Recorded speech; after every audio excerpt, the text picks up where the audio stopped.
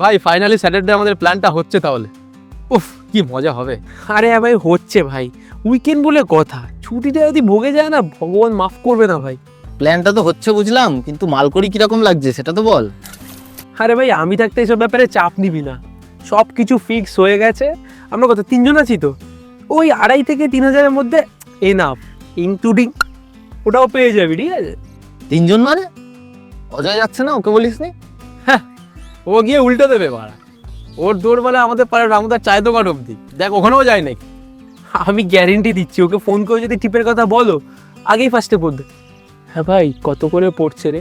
আর যদি অমনি তুমি বলে দিয়েছো 2,500-3,000 মতো, ব্যাস অমনি সঙ্গে সঙ্গে দেখবে। ভাই বাড়িতে না খুব প্রবলেম, এখন না অতটা টাকা হবে না।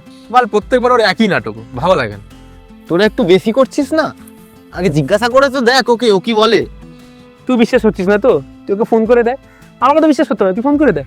হ্যাঁ হ্যাঁ করছি। নেটওয়ার্কের খুব প্রবলেম হচ্ছে, দাঁড়া একটু।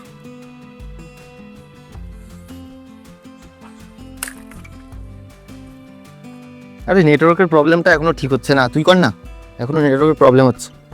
ঠিক আছে আমিই করছি, যদিও বা জানিস ও কি বলবে। হ্যালো